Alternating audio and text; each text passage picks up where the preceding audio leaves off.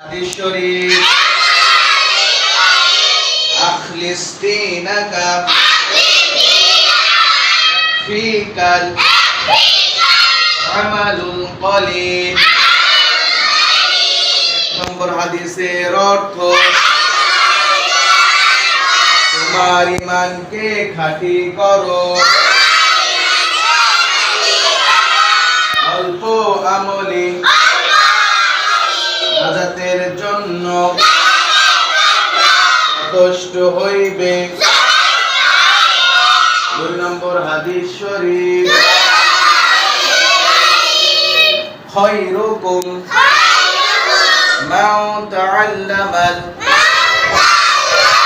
কুরআনা ওয়া আল্লামা।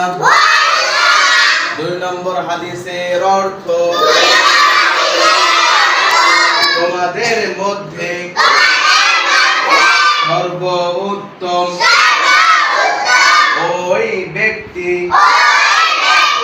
যিনি কোরআন মাজিদ শিক্ষা করেন এবং শিক্ষা দেন।